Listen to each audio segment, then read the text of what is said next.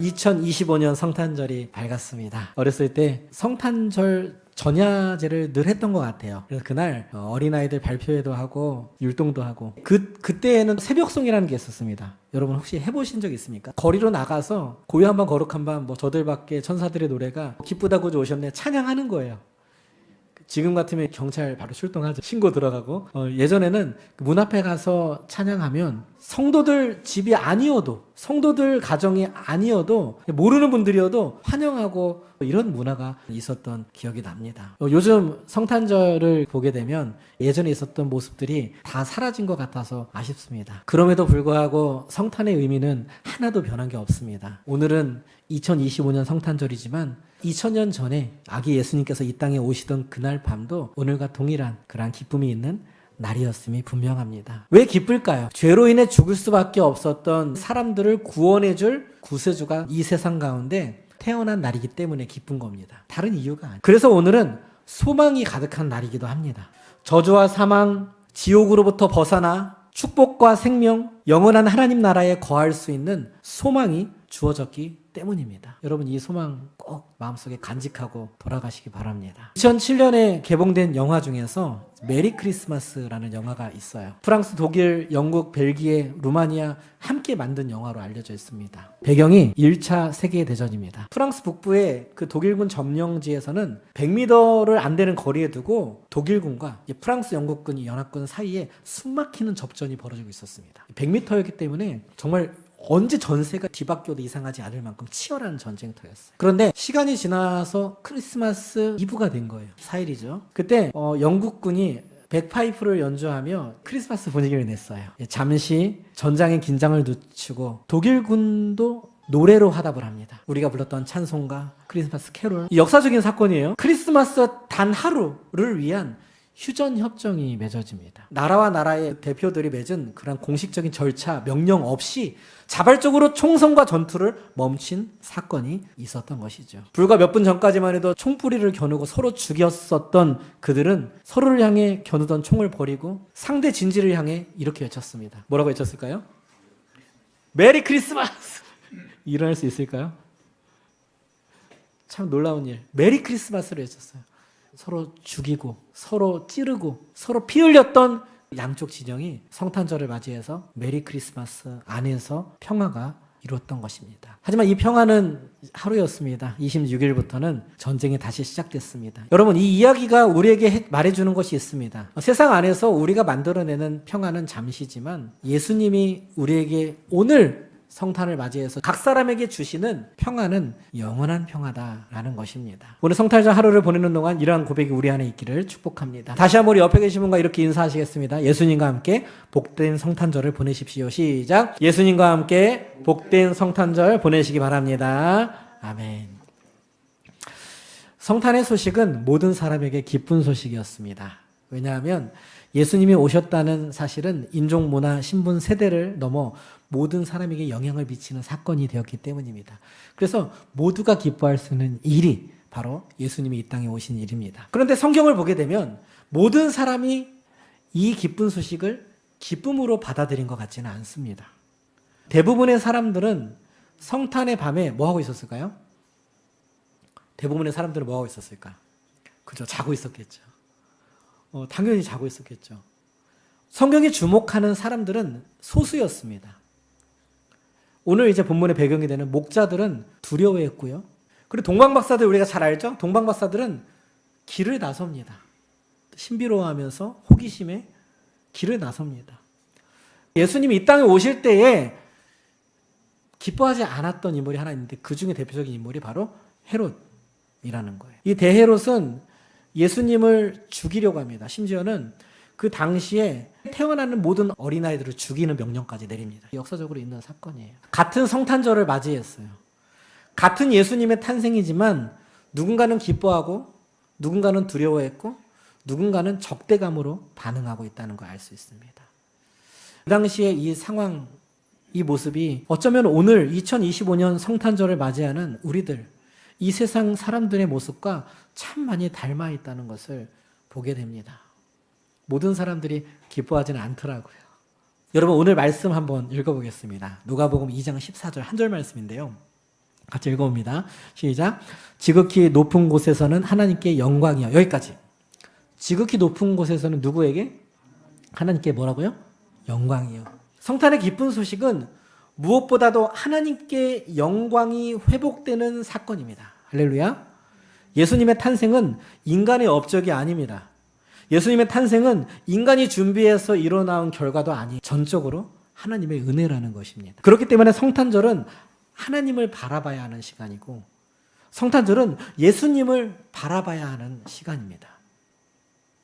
하지만 현실은 우리 시선을 하나님께로 고정하지 못하게 하죠. 성탄의 의미가 많이 사라져가는 시대입니다. 상업적인 목적이 가득한 미디어나 거리의 분위기는 예수님과 하나님께 온전히 영광 올려드리는 것을 방해하죠. 얼마 전 제가 다녀온 필리핀은 9월부터 성탄절 분위기를 낸다고 하더라고요. 그죠? 그래서 9월부터 해서 1월까지 5개월 동안 12달 중에 5개월의 성탄 분위기를 내는데 제가 있었던 기간이었습니다. 씁쓸했던 건 그 어느 곳에도 하나님께 영광, 예수님께 영광이 드러나는 분위기는 없었습니다.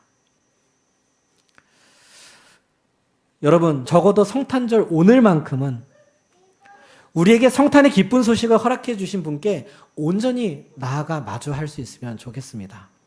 그래서 이 예배가 중요합니다. 이 시간만큼은 온전히 하나님께 영광 올려드릴 수 있기를 축복합니다. 온전히 예수님만 바라보는 시간이 되기를 간절히 소망합니다. 우리는 인생을 살다 보면 내가 이룬 것, 내가 쌓은 것, 내가 버텨낸 것에 의지하며 살기가 참 쉽습니다. 하지만 성탄절 하나님께서 행하신 일은 우리의 의지와 상관없이 하나님이 전적으로 이루어 놓은 일이라는 것을 꼭 기억하시기 바랍니다. 또 우리가 늘 생각하는 것은 내가 잘하고 있는가? 내가 뒤처진 것 아닌가? 고민합니다. 목회자인 저도 마찬가지예요. 그런 생각을 할 때가 많습니다. 나 자신에게 시선을 고정한다는 거예요. 그러나 성탄의 의미는 분명히 우리에게 전하고 있습니다. 구원은 내가 이룬 것이 아니라 하나님이 이루신 것입니다. 그래서 성탄의 기쁨은 나의 자랑이 아니라 하나님을 향한 감사로 올려드려야 되고, 자기 중심이 아니라 예수님을 예배하는 자리로 나아갈 수 있게 해주는 것입니다. 오늘 성탄절을 맞이해서 이 자리에 나온 성도님들은 이러한 고백이 있는 그런 마음을 가지고 나왔다고 확신합니다. 우리 오늘 말씀 다시 한번 읽어보겠습니다. 지극히 높은 곳에서는 하나님께 영광이요, 땅에서는 하나님이 기뻐하시는 사람들 중에 평화로다. 땅에는 뭐라고요? 평화로다. 따라해볼까요? 땅에서는 평화로다. 한 번 더. 땅에서는 평화로다. 이 천사들이 하는 말이에요. 땅에서는 평화로다. 그러나 우리는 이미 알고 있습니다. 뭘 알고 있습니까? 예수님 이후에도, 예수님이 이 땅에 오셨음에도, 천사들이 이렇게 말했음에도 불구하고 이 땅에는 평화가 임하지 않았습니다. 우리가 알고 있죠? 그렇다면 이 평화는 무엇일까? 여기서 천사들이 말하는 평화는 무엇일까요? 지금도 전쟁하고 있잖아요. 내 마음속도 평화가 임하지 않을 때가 많잖아요. 여러분, 성경이 말하는 평화는 전쟁이 없는 상태가 아닙니다. 사람과 사람 사이의 관계가 온전하다는 것을 의미하는 것도 아닙니다. 사실상 이건 불가능합니다.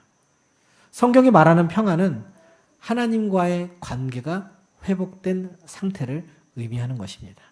죄로 인해 하나님과 멀어졌던 우리가 예수 그리스도를 통해 다시 화목하게 되는 것, 그것이 바로 성탄의 평화다라는 것입니다. 그래서 예수님이 주시는 평화는 문제가 없어서 오는 평화가 아니라 문제 한가운데서도 흔들리지 않는 평화입니다. 왜? 주님 뜻을 믿기 때문이죠. 왜? 내 삶을 향한 하나님의 계획과 하나님의 선하신 인도하심을 믿기 때문이죠. 환경이 바뀌지 않아도, 상황이 완전히 해결되지 않아도 마음속 깊은 곳에 자리 잡는 평화가 바로 오늘 이야기하는 평화입니다. 저는 우리 세움교 성도님들 한 사람 한 사람 마음 가운데 이 평화가 있기를 축복합니다. 세상이 허락해주는 평화가 아니에요. 어떤 권위자가 내려주는 평화도 아니에요. 상황이 개선되고 문제가 해결되어서 내게 임하는 평화도 아니에요. 나와 하나님과의 온전히 회복된 관계로 인해 내게 주어지는 영원한 평화가 있다는 것입니다. 그 평화는 오직 예수 그리스도 한 분으로 우리에게 가능하다는 것을 말해줍니다. 그래서 오늘 성탄절을 맞이해서 이 땅에 예수님이 오신 그 사건은 이 땅에 예수님이 오셨다는 건 우리에게, 나에게 예수님이 오셨다는 이야기거든요. 그래서 이 성탄에 기쁨이 가득한 거고 그 기쁨의 이유는 우리에게 주어진 평화가 있기 때문인 것입니다. 이런 평화가 저와 여러분들 가운데에 충만하게 되기를 주님의 이름으로 축원합니다. 자, 2장 14절 말씀 한번 다시 한번 볼 텐데 이렇게 써 있습니다. 지극히 높은 곳에서는 하나님께 영광이요 땅에서는, 그 다음 읽어봅니다. 시작. 하나님이 기뻐하신 사람들 중에, 자, 하나님이 기뻐하시는 사람들 중에 평화예요. 하나님이 기뻐하신 사람들이 있다는 얘기는 하나님이 기뻐하지 않는 사람도 있다는 얘기입니다. 로마서 1장에 보면 그 사람들에 대해서 나열을 합니다. 하나님이 기뻐하는 사람이 이곳에 모여서 저는 예배하고 있다고 믿습니다. 그래서 우리 안에는 참된 평화가 오늘 예배를 통해 허락된다고 저는 확신합니다. 그런데 여기서 중요한 질문이 하나 생기는 거예요. 누가 하나님이 기뻐하신 사람들일까? 도덕적인 사람일까? 아니라는 거예요. 하나님이 기뻐하신 사람들은 하나님의 은혜를 받아들인 사람들입니다. 목자들처럼 이 두려움 가운데서도 천사들의 말을 믿고 나아간 사람들입니다. 반대로 헤롯은 은혜를 위협으로 느꼈고 그래서 기쁨 대신 거절을 선택했습니다. 성탄의 기쁜 소식은 모두에게 열려 있습니다. 그 소식을 내 삶으로 받아들이는 사람은 그러나 각자 다르다는 것입니다. 우리 주변에 우리가 아끼고 소중하게 생각하는 사람들이 참 많이 있죠. 그 사람들이 이 성탄의 의미와 성탄의 기쁜 소식을 내 삶 가운데 받아들일 수 있으면 참 좋겠습니다. 내가 이렇게 주님의 이 땅에 오심을 진지하게 생각하며 받아들이며 기뻐하는 것처럼 내 주변에 나와 관계를 맺고 있는 소중한 사람들도 성탄의 기쁜 의미를 맞이할 수 있으면 좋겠다는 생각을 해봅니다. 사랑하는 성도 여러분, 오늘 성탄절을 맞이한 우리는 어떠한 모습으로 이 자리에 나왔는지 한번 생각해 봅시다. 여러분, 그냥 지나가는 여러 날 중에 하루입니까? 아니면 잠들어 있는 사람입니까? 아니면 기쁨으로 응답할 수 있는 사람입니까? 성탄은 예수님이 태어나셨다는 정보가 아니라 예수님을 내 삶의 주인으로 맞이하느냐 그렇지 않느냐의 결단의 자리입니다. 오늘 예배가 끝나면 너무나도 자연스럽게 일상으로 돌아갑니다. 오늘 얼마나 소중한 약속들이 있을지 모릅니다. 그렇죠? 이후에 즐거운 어떠한 행복한 시간이 계획되어 있을지 모릅니다. 하지만 예수님이 태어나셨다라는 이 정보, 이 사실만을 마음속에 인식하고 살아가는 것이 아니라 예수님을 오늘 성탄절을 맞이해서 내 삶의 주인으로 맞이하는 그런 또 한 번의 결단이, 그런 확신이 우리 안에 있게 되기를 소망합니다. 성탄의 기쁜 소식은 그래서 오늘 하루 끝나는 것이 아니라, 오늘 하루로서 마치는 것이 아니라 내일도, 모레도, 그리고 이 올해를 마무리하는 마지막 날에도, 그리고 2026년 새해가 밝아도 이 성탄의 의미와 기쁨이 우리 안에 가득 충만하기를 소망합니다. 예수님이 오셨기 때문에 그 사실이 나와 상관이 있다면 내 삶은 달라질 수밖에 없는 것입니다. 여러분의 고백이 묵은 익숙한 고백이 아니라 내 안에 살아계신 예수님으로 말미암아 주어지는 새로운 고백이 되기를 바랍니다. 그 고백은 날마다 새로울 거예요. 땅속에서 솟아나는 샘물은 다시 솟아나지 않습니다. 한번 솟아난 물이 똑같이 솟아난 적은 역사적으로 찾아볼 수 없습니다. 뭐 물을 인위적으로 돌린다면 모를까, 샘솟는 기쁨이라는 찬양이 있죠. 내게 샘솟는 기쁨. 샘솟는다는 건 뭐냐면 내 안에 계신 예수님으로 말미암아 내게 날마다 새로운 기쁨이 공급이 된다는 거예요. 날마다 새로운 공급, 기쁨. 우리는 기쁨을 기억하고 기쁨을 요구할 때 우리가 누렸던, 익숙했던, 우리가 경험했던, 내 기억에 인지되어 있던 그러한 기쁨을 생각합니다. 아니에요. 주님이 주시는 기쁨은 그 정도 차원이 아닙니다. 내가 맛보았던 음식점의 그 음식, 그 맛을 기억하면 그걸 먹으면 기뻐하고 행복해하죠. 근데 그게 아니라는 거예요. 내가 그곳에 갔을 때에 느꼈던 경이로움과 그 놀라움의 압도당하는 그 황홀한 그 느낌, 그 경험에 의한 그 기쁨이 아니라는 거예요. 내 안에 예수님이 함께할 때 내게 주시는 기쁨은 이전에는 경험하지 못했던 새로운 기쁨입니다. 샘솟는 그 기쁨을 날마다 여러분 경험하게 될 겁니다. 내게 주신 소망도 예전에 내가 1년 전에 품었던 소망이 아니에요. 한 달 전에 품었던 소망도 아닙니다. 어제 품었던 소망도 아닙니다. 샘솟는 소망이에요. 하나님은 오늘 나에게 새로운 꿈을 주셔서 새로운 꿈을 꾸게 하십니다. 그래서 꿈꾸는 자 요셉이 하나님을 의지하며 나아갔던 것처럼 우리도 하나님 예수님 안에 거하게 되면 그러한 꿈을 꾸며 날마다 살아갈 수 있게 됩니다. 세상은 이야기합니다. 너는 가망 없다고, 너는 소망 없다고 사람들도 이야기해요. 하지만 내 안에 계신 예수님은 그렇게 나를 규정하지 않는다는 거예요. 날마다 새로운 소망을 주신다는 거예요. 점점점 사랑이 메말라가는 시대 가운데에 예수님이 내 안에 계시게 되면 예수님은 내 안에 날마다 샘솟는 사랑을 허락해 주십니다. 샘솟는 사랑. 그 사랑으로 사랑하십시오. 익숙한 묵었던 사랑이 아니라 오늘 주님이 내게 주시는 새로운 사랑의 감정으로 관계하십시오. 그렇게 주님을 바라보고 하나님을 바라볼 뿐만 아니라 내가 이 세상에서 사랑하는 가족과 사랑하는 대상을 향해서 그 샘솟는 새로운 사랑으로 관계하시기를 바랍니다. 성탄의 아침, 성탄의 이 시간 우리가 이런 예수님을 함께 내 안에 모십시다. 그분으로 말미암는 온갖 새로움이 가득한 오늘 성탄절 하루가 되기를 주님의 이름으로 축복합니다. 이 시간 우리 마음으로 이렇게 고백하기를 원합니다. 주님, 오늘도 내가 내 인생의 주인이 되려 했음을 고백합니다. 이제 내가 예수님을 내 삶의 참된 왕으로 모시겠습니다. 성탄의 기쁜 소식이 지식이 아니라 내 삶의 새로운 삶의 방향이 되기를 주님의 이름으로 축복합니다.